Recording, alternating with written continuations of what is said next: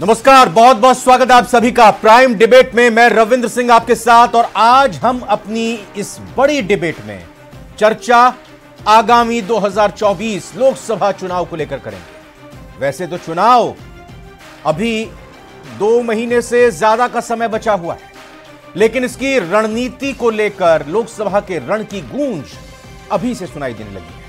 कांग्रेस और बीजेपी दोनों ने ही तैयारी शुरू कर दी है। बैठकों का दौर शुरू हो चुका है, या कहें कि जारी है। कल यानी शुक्रवार को भी कांग्रेस और बीजेपी की महत्वपूर्ण बैठक होनी है, जिसमें लोकसभा की रणनीति तैयार की जाएगी। क्या होगी दोनों की रणनीति, इसी पर होगी डिबेट। पहले एक रिपोर्ट दें।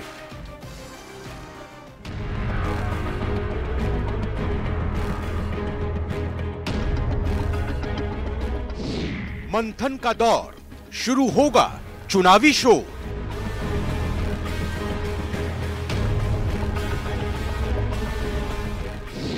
पच्चीस सीट पर फोकस, कांग्रेस बीजेपी चौकस। एक मंथन चिंतन, आगे की दिशा किस प्रकार से कार्य योजना बने, हमको कौन कौन से मुद्दे लेके जाने हैं, क्या तैयारी उसकी करनी है। लोकसभा की तैयारी, कौन पड़ेगा भारी। स्वागत करते हैं एक एक करके सभी मेहमानों का। पूजा कपिल मिश्रा जी, प्रवक्ता बीजेपी, हमारे साथ मौजूद है। स्वागत है आपका। आरसी चौधरी साहब, महासचिव पीसीसी। चौधरी साहब, स्वागत है आपका। महेश शर्मा जी, वरिष्ठ पत्रकार, सर आपका स्वागत। निरंजन पोद्दार जी, राजनीतिक विश्लेषक, आपका भी बहुत बहुत स्वागत। पूजा कपिल मिश्रा, पहला सवाल आपसे, कल होने वाली बैठक कितनी महत्वपूर्ण आगामी चुनावों के मद्देनजर, और कैसी तैयारी, क्या आप मानकर चल रहे हैं, तैयारी कर रहे हैं कि एक बार फिर से 25 सीटें जीतकर हैट्रिक बनाई जाए। डेफिनेटली रविंद्र जी, हम फिर से 25 सीटें जीतेंगे। और तैयारी भारतीय जनता पार्टी हमेशा रखती है। हमेशा हम 24/7 हम लोग काम करते हैं। हम जनता के बीच में, जनता के लिए, और संगठन से लेके सरकार की बातों तक निरंतर पहुंचाते रहते हैं। तो तैयारी में हम हमेशा रहते हैं, लेकिन चुनाव सर पर होते तो निश्चित तौर पर कुछ रणनीति, कुछ रूपरेखाएं, कुछ और कार्यों को तेज गति दे दी जाती है, कुछ चुनाव के मद्देनजर काम होते हैं। तो हमारी तैयारी हमेशा निरंतर चलती रहती है, और जनता की सेवा के लिए, राष्ट्र को बढ़ाने के लिए हम निरंतर लोगों के बीच में रहते हैं। कल की बैठक के बारे में बताएं थोड़ा मैम। कल की बैठक मैंने आपसे कहा ना, कुछ नए और किस तरह से अपनी रणनीति को बनाना, और किस तरह से कामों को गति देना, और लोकसभा की जो हमारे चुनाव जो सर पर हैं, तो उसमें किस तरह से हमें और काम करके जनता के बीच में और पहुंचाना है। इस काम को लेके मैंने कहा ना, 24 घंटे कौन कौन इस बैठक में कल आएगा। संगठन है, हम केवल चुनाव के लिए नहीं। कल इस बैठक में जो हमारे प्रमुख लोग हैं, प्रमुख टोली की बैठक है। परसों उसके बाद में पूरे प्रदेश की कार्यकारिणी है, तो वहां पूरा एक मैप दे दिया जाएगा जिस पर हम काम करेंगे। तो कल का चिंतन बैठक कुछ प्रमुख लोगों के साथ में, वरिष्ठ नेताओं के साथ में होना है। आरसी चौधरी साहब, पूजा कपिल मिश्रा जी का कहना कि हैट्रिक बनाने जा रहे हैं, 25-0 से इस बार फिर से फतह करेंगे। आप अपनी तैयारियों को कैसे देखते हैं? आपकी भी बड़ी बैठक आगे आने वाले दिनों में शुरू हो रही है। रविंद्र जी, मैं साधुवाद करना चाहूंगा राजस्थान की जनता का। उन्होंने भारतीय जनता पार्टी को आईना दिखाया, लेकिन भारतीय जनता पार्टी समझने को तैयार नहीं है। भारतीय जनता पार्टी पर्ची के माध्यम से अपना नेतृत्व तय कर सकती है। जो मुख्यमंत्री जी 100 दिन की कार्य योजना तैयार करने का जो आदेश करते हैं, उस कार्य योजना को तैयार करने में 100 दिन लग जाते हैं। कानून व्यवस्था चरमरा गई है। प्रतिदिन बालिकाओं के साथ में, महिलाओं के साथ में जिस प्रकार से दुष्कर्म की घटनाएं हो रही, लगातार पूरा प्रदेश देख रहा है कि किस प्रकार से भारतीय जनता पार्टी ने राजस्थान को रेपिस्तान कह के और इसके मान और सम्मान को जो ठेस पहुंचाई थी, सत्ता में आने के बाद में आंखें मूंद ली है।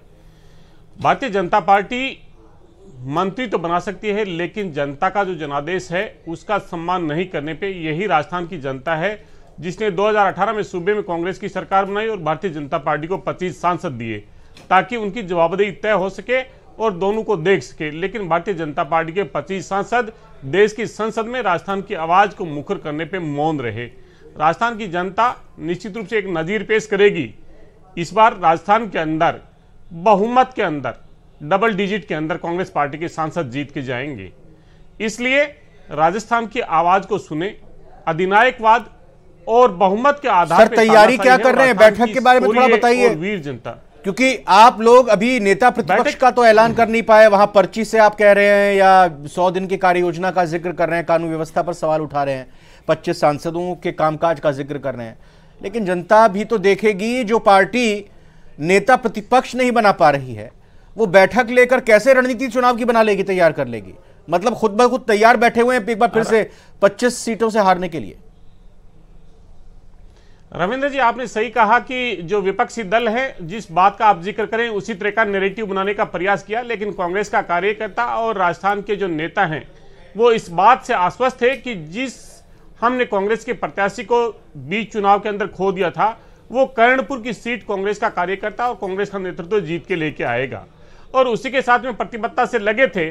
आज उस एक विधायक की भी आवाज अगर नेता प्रतिपक्ष को चुनने में शामिल हो और हम नेता प्रतिपक्ष पहले बना देते और उस विधायक की आवाज उसमें ना होती, तो मुझे लगता है कि जब विधानसभा को आहूत करेंगे कांग्रेस का कार्यकर्ता तो जनता की आवाज को मुखर करने के लिए सदैव सड़कों पे है। पूजा कपिल मिश्रा जी, आरसी चौधरी साहब को आपने सुना, आरोप लगाया कि भाई पर्ची से आपने यहां पर सब कुछ किया, कानून व्यवस्था दिन ब दिन धराशायी होती जा रही है, और जो एक जीत कर्णपुर में मिली है कांग्रेस को वो टॉनिक का काम करेगी और जनता ने आईना दिखा दिया है और इस बार 25-0 नहीं होने वाला। रविंद्र जी, पूरे देश की जनता, पूरा भारत लोकतंत्र की अगर सही मायने में स्थापना करने का काम होता है तो भारतीय जनता पार्टी में होता है। जिस चाय वाले का ये मजाक उड़ाते थे आज देश का प्रधानमंत्री और जो एक आम कार्यकर्ता जिसे सबसे अंतिम पंक्ति में लोगों ने देखा वो इस प्रदेश का मुख्यमंत्री है। ये आम सरकार बनने के एक महीने के भीतर चुनाव आपकी सत्तारूढ़ दल बीजेपी हार गई। क्यों हार गई? देखिए हम हमारे और यही तो जीत की टॉनिक कांग्रेस को एक तरह से कहें कि मानकर चल रही है। बिल्कुल सबकी समीक्षा करते हैं, इस जीत से उत्साहित हो सकते हैं, लेकिन हमने वोट अपने कम नहीं किए, सारे जितने भी दल हैं सारे मिलकर एकत्रित होकर लग गए, इसमें कोई दौर नहीं। और जनता जनार्दन का जो भी आदेश मिला सिर माथे, हम इसकी भी समीक्षा करेंगे, लेकिन हमारे वोट प्रतिशत में कहीं कमी नहीं आई। तो निश्चित तौर पर जो हार है वो हमारे वोटों में गिरावट नहीं है। महेश शर्मा सर, आपने दोनों ही पार्टी प्रवक्ताओं को इत्मीनान से सुना। ये लॉर रविंद्र जी, मैं कानून व्यवस्था पर बात करूंगी, ये वही राजस्थान है, ये वही प्रशासन, वही पुलिस है। आज जिस तरह से लगातार राजस्थान में अपराधियों को पकड़ा जा रहा है, वो हजारों की संख्या में पकड़े गए हैं, जिस तरह एसआईटी का गठन है, जिस तरह से पेपर लीक के आरोपियों को लगातार पकड़ा जा रहा है, तो कानून को किस तरह चलाया जाता है, वो सरकार कैसे चलती है, ये भारतीय जनता पार्टी ने ये नैरेटिव बीजेपी जो दिखाना चाह रही है चौधरी साहब, वो दिख नहीं रहा है क्या?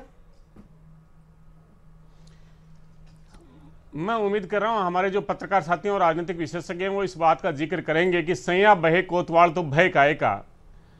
प्रदेश के प्रतिष्ठित जो मीडिया संस्थान है वो बार बार इस बात का जिक्र करें कि पेपर लीक हुआ, लेकिन सरकार मौन है। आखिर जांच कराए तो कराए कौन? उस पर वक्तव्य पे चुप्पी क्यों है? अगर मीडिया में वो खबरें आई हैं और उसके ऊपर सरकार चुप है तो युवाओं को भरोसा कैसे? वो युवा जो राजस्थान प्रशासनिक सेवा की परीक्षा दे रहे हैं, जिस समय भारतीय जनता पार्टी के जो प्रतिपक्ष नेता थे, प्रदेश अध्यक्ष थे, सांसद थे, वो ये कहते थे कि उन आवाज सुनी जानी चाहिए। सत्ता में आने के बाद में विश्वविद्यालय के मुख्य द्वार पर बैठे हुए उन छात्रों को राजस्थान की पुलिस के द्वारा खदेड़ा जाता है जो लोकतांत्रिक तरीके में अपने धरने के द्वारा मांग को उठा रहे थे। इसलिए प्रदेश का युवा हो, चाहे महिला हो, चाहे किसान हो, हर वर्ग एक ठगा हुआ चौधरी साहब, अगर इस चीज का आप जिक्र करेंगे तो फिर कांग्रेस के शासनकाल में किस किस को धकियाया गया, लाठी डंडे बरसे, फिर वो तो चर्चा थोड़ी छोटी पड़ जाएगी, वक्त कम पड़ जाएगा। बहरहाल मैं शर्मा सर का रुख करूंगा, क्योंकि चुनाव 2024 लोकसभा की सर बात हो रही है। 2014 के लोकसभा चुनाव को देखें, 2019 के लोकसभा चुनाव को देखें और आगामी 24 की तैयारियों के लिहाज से कितनी गंभीरता और कितनी तैयारी देखने को मिल रही है, और इस नजरिए से भी देखना जरूरी है कि इस बार मुकाबला काफी हद तक सीटों के माध्यम से कांटे का रहा बीजेपी और कांग्रेस में। आप कैसे दोनों की तैयारियों को देखते हैं? बीजेपी को क्या करना होगा या क्या कर रही है 25 सीटें जीतने के लिए, और कांग्रेस क्या करती हुई दिखाई दे रही है? क्या कुछ चौंकाने वाले नाम, बड़े नेताओं को चुनाव लड़ाया जा सकता है 2024 में 25-0 बचने के लिए? देखिए, इसमें कोई दो राय नहीं है, दोनों पार्टियां अपने चुनावी मोड में आ चुकी हैं, बैठकें हो रही हैं, डिसीजन लिए जा रहे हैं। पिछले हार के कारण विधानसभा में क्यों हारे, क्या है पिछली और उससे पहले के लोकसभा चुनाव में क्या रही हार और क्या जीत रही है, तो इनका विश्लेषण दोनों कर रहे हैं और दोनों की ही तैयारियां चल रही हैं भीतर। अब सवाल ये आ रहा है कि कांग्रेस का जो है, चूंकि INDI का है, वो जो हिस्सा है, तो ऐसी सूरत में वो पार्टी हाईकमान जो फैसला लेगी कितनी सीटें पे लड़ेंगे या किसी को दूसरे सहयोगी संगठन के किसी प्रत्याशी को और किसी सीट पे उतारने की कोशिश है, तो इन सब चीजों को क्लियर करने के बाद में ये भी मैदान में हुआ। ये जरूर है कि करणपुर का जो नतीजा है उससे में उत्साहित है कांग्रेस। उसको ये लग रहा है कि शायद हम कुछ ना कुछ जो जैसे कि अभी चौधरी जी बोल रहे थे कि हम दिहाई संख्या में पहुंच जाएंगे, तो ये उनका सही है, प्रयास होते ही हैं। अब ये सवाल आता है कि प्रत्याशियों को चयन किस तरह से किया जाता है। कांग्रेस कैसे चेहरों को लेके आती है, बीजेपी कैसे चेहरों को लेके है, और किन मुद्दों को लेकर के बात हो रही है। माहौल जो इस समय जो चल रहा है, कांग्रेस अपनी, जैसे उदाहरण के लिए कि जैसे सीटों के बंटवारे की बातें हो रही है, ये राहुल गांधी भी अपनी यात्रा कर रहे हैं, तो ये सारी जो चीज जो जिस तरह से तैयारियां हैं वो हो रही हैं।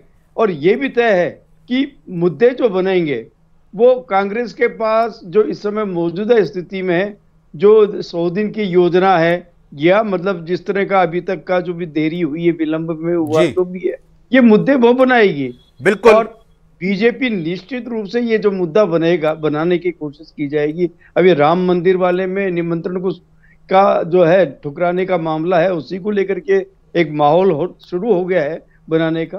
तो ये पूरी रणनीति तैयार हो चुकी है, क्या करना है ये भी तैयार किया बीजेपी की ओर से। ठीक है, निरंजन पोद्दार साहब, ये बताइए कि क्या आगामी चुनाव के मुद्दे मोदी वर्सेस ऑल के तौर पर होंगे, या फिर राजस्थान सरकार ने इन 4-6 महीने के कार्यकाल में आचार संहिता लगने से पहले क्या कुछ कामकाज किया, उस पर भी चर्चा होगी, राम मंदिर पर भी चर्चा होगी, राहुल गांधी की यात्रा पर भी चर्चा होगी।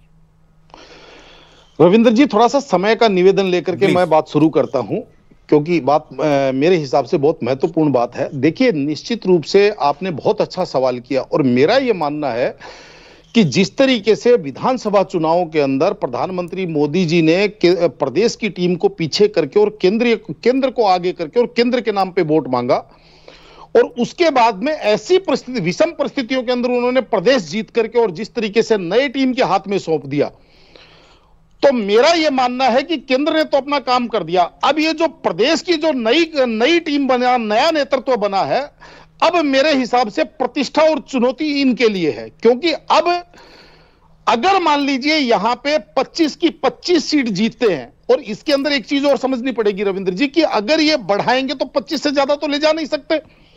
अगर 25 की 24 होगी तो मेरे हिसाब से ये जो इनका जो प्रदेश का जो अभी वर्तमान नेतृत्व है, चाहे वो संगठन में कहूं चाहे सरकार में, मेरे हिसाब से ये उनके लिए बहुत बड़ी चुनौती है। और चुनौती मैं क्यों कह रहा हूं कि आपको यह भी समझ के चलना पड़ेगा कि जिस तरीके से विधानसभा चुनाव, और अगर हम विधानसभा चुनावों के हिसाब से अगर हम मूल्यांकित करते हैं चीज को, तो भारतीय जनता पार्टी और कांग्रेस के बीच में मात्र केवल 2 से 2.5% वोटों का फर्क रहा था। और साथ में आप यह भी समझ के चलिए कि अब इनका जो भारतीय जनता पार्टी का जो पायलट प्रोजेक्ट था, यानी कि जिस तरीके से अशोक गहलोत जी और सचिन पायलट जी के बीच में जो वैमनस्य की राजनीति को जो समझ लीजिए प्रचारित करके वोट लिया जा रहा था, कहीं ना कहीं वो पायलट प्रोजेक्ट भी अब खत्म हो चुका है। और तीसरी तरफ आपने एक चीज और आपको देखनी पड़ेगी, वो ये है कि इस बार जिस तरीके से आपने देखा होगा कि जहां पे जाट बहुल एरिया है, चाहे उसको आप शेखावाटी कहें, चाहे उसको आप जो अपना मरुधर एरिया है उसको आप कहें, आप देखेंगे वहां भारतीय जनता पार्टी कहीं ना कहीं विधानसभा में फिसली है। और उसके बाद में जो नेतृत्व दिया गया है, वो नेतृत्व कहीं ना कहीं मुझे ऐसा लग रहा है कि पूरे प्रदेश के साथ न्याय नहीं कर पा रहा है।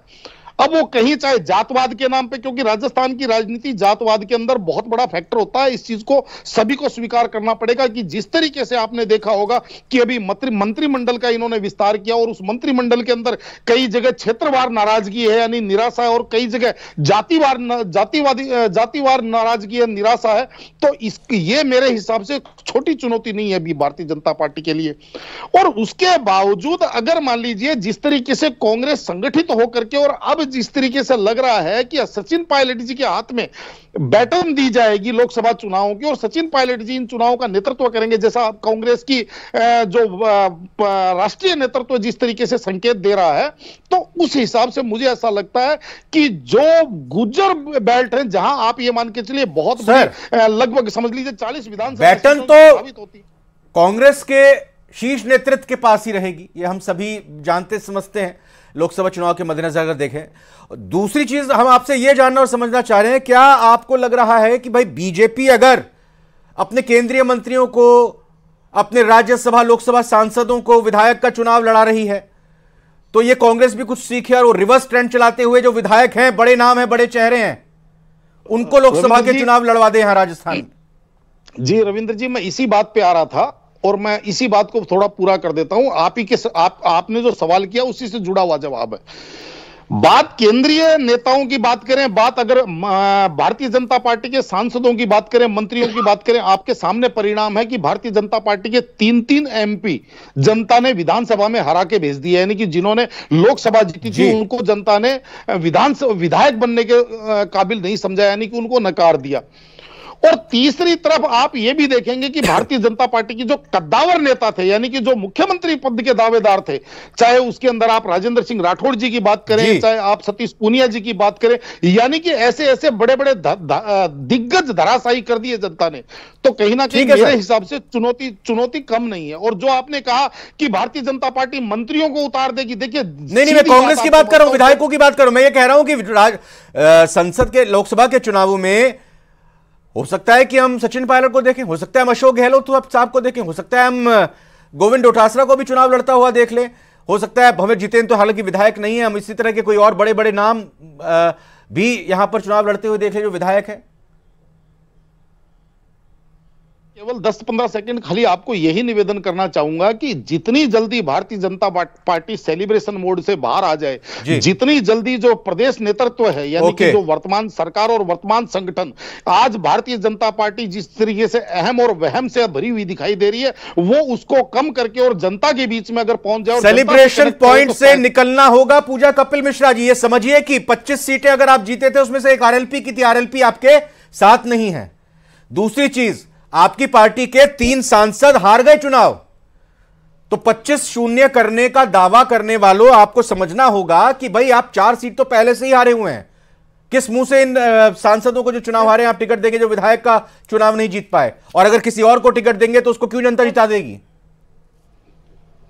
रविंद्र जी, ये तो देखिए कमेटी तय करेगी, लेकिन भारतीय जनता पार्टी अपने विकास के काम को लेकर पहले भी मोदी जी के करिश्माई नेतृत्व में राजस्थान ने विजयश्री दिलाई है। अभी 5 राज्यों के चुनाव ने कहीं ना कहीं से सेमीफाइनल कही है, वो दिखाया। मैडम सब कुछ मोदी जी करेंगे, सांसद भी कुछ करेंगे, बाकी हो सकती है जी जी करणपुर की जिससे कांग्रेस उत्साहित हो सकती है, थोड़ी सहानुभूति भी एक हमारे यहाँ एक रहा है। कांग्रेस से ज्यादा उत्साहित आप 3 दिसंबर के नतीजों से हैं, लेकिन हम अपने काम को नहीं, बिल्कुल कांग्रेस भी उत्साहित है बराबरी। आप भी एक जन तक जाने का काम भारत ने बोला, जितनी जल्दी अहम और वहम से बाहर आ जाए, भारत संकल्प यात्रा लगातार जनता के बीच में, हम लोगों के बीच में। राहुल गांधी भी 14 जनवरी से यात्रा शुरू कर रहे हैं। पूजा कपिल जी, राहुल गांधी भी, और एक मिनट, एक चीज और मैं, चलिए ठीक है, सवाल पूछूंगा। हाँ, महेश सर से पूछूंगा। राहुल गांधी जी पहले भी यात्रा भारत जोड़ो कर चुके हैं, अब भारत को जोड़ते हुए न्याय यात्रा कर रहे हैं। मैं तो किस न्याय की बात कर रहे हैं, मैं कहना रविंद्र जी याद दिलाना चाहूंगी, जिनके न्याय को, जिस रामराज को इस देश में जाना जाता है, पूरा भारत जानता है,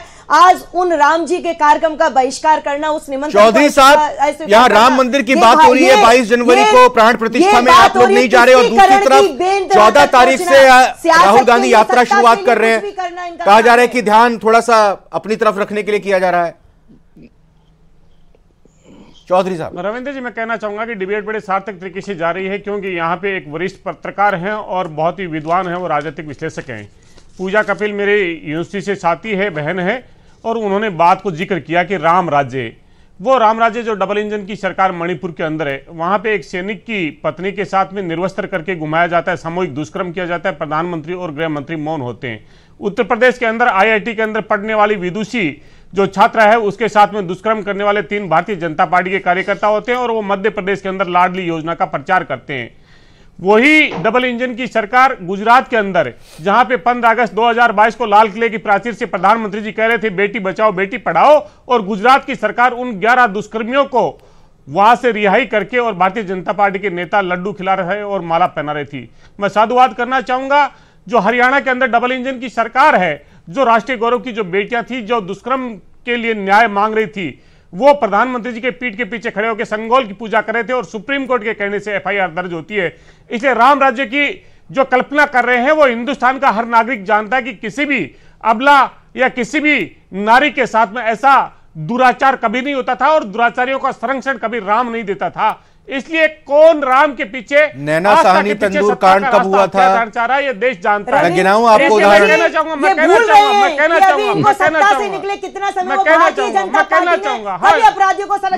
चाहूंगा मणिपुर वो जगह है जब पहली बार पूजा जी मैं कहना चाहूंगा आप हमने पूरा अवसर दिया, मैंने पूरा अवसर दिया। उसके बाद में आज भी वहां पे जिलों के बीच में समाज के बीच में जो दीवारें खड़ी हो रखी है, जहां पे एक ही भारतीय दूसरे भारतीय के खून का प्यासा हो चुका है। चौधरी साहब लेकिन सवाल तो यही है ना कि अगर इन बातों को आप उठाते हैं तो जनता के बीच लेकर नहीं जाते, अगर लेकर जाते हैं जनता समझती नहीं है। बिल्कुल बहस कर सकते हैं। और यही तो यहाँ पर पूजा कपिल जी कह रही हैं कि मोदी है तो मुमकिन है।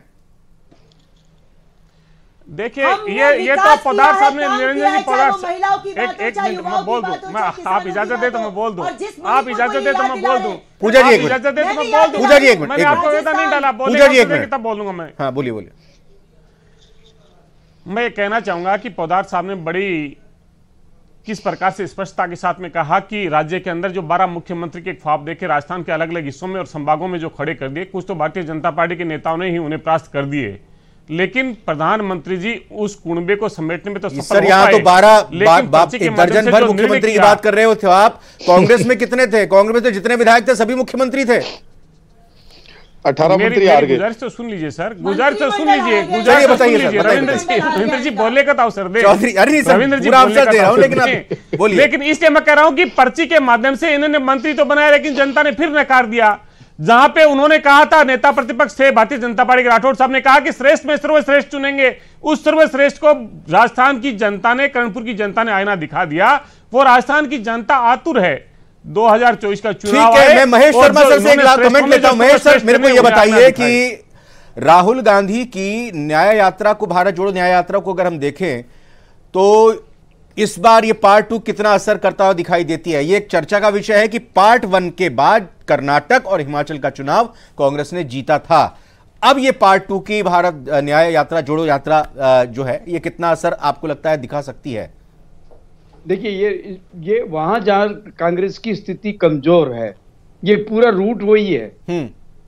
ये पूरा जो तय किया है जहां कांग्रेस की कमजोरी रही है और उसको वापस से साख बैठाने के पर्पज से की जा रही है जी। इसमें सभी मतलब INDA के जो जितने भी हैं जो नेता, उनको भी भागीदारी के लिए आमंत्रित किया गया है। अब ये देखना ये है कि इनकी यात्रा, जैसे दक्षिण की यात्रा में जो इनको परिणाम कांग्रेस के अनुकूल मिले, ये भी कोशिश की जा रही है कि इसके माध्यम से कुछ कांग्रेस अपनी अच्छी परफॉर्मेंस दिखा सके, खासकर पोद्दार साहब आज की तारीख में क्लीन स्वीप आपको नजर आ रहा है या आज किस तारीख में स्थिति इतनी आसान नहीं है क्लीन स्वीप का, अगर सपना फिर से बीजेपी राजस्थान में देख रही है तो? सर संक्षेप में 10 सेकंड। देखिए रविंद्र जी, मेरे हिसाब से आज की तारीख में अगर हम बात करें क्लीन स्वीप की तो भारतीय जनता पार्टी के लिए बहुत बड़ी चुनौतीपूर्ण स्थिति है। ऐसा नहीं हो सकता कि आप ये आज ही क्लीन स्वीप मान के चलें। उसका कारण मैं जो बता रहा हूं, उसका मुख्य कारण ये है कि सबसे पहले तो भारतीय जनता पार्टी को अहम और बहम से बाहर निकलना चाहिए, क्योंकि किसी भी पार्टी के लिए ये चीज बहुत घातक है। और तीसरी सबसे बड़ी बात कि जिस तरीके से अगर ये सोचते हैं कि भाई हम जो भी पत्थर हमारे हाथ से छूटेगा वो निशाने पे ही लगेगा, तो ये भी इनको दिमाग में से निकाल देना चाहिए। और जिस तरीके से बिल्कुल, और साथ साथ में ये भी कहूंगा कि कांग्रेस को भी बीजेपी के निशाने के चूकने का इंतजार नहीं करना चाहिए, बल्कि तीर और कमान लेकर खुद मैदान में उतरकर निशानेबाजी करनी चाहिए। चौधरी साहब बहुत बहुत धन्यवाद चारों ही खास मेहमानों का चर्चा में शामिल होने के लिए। पूजा जी, वक्त आज मेरे पास इतना ही था। कल और आगे आने वाली चर्चाओं में जरूर आपसे बात करेंगे। फिलहाल प्राइम डिबेट में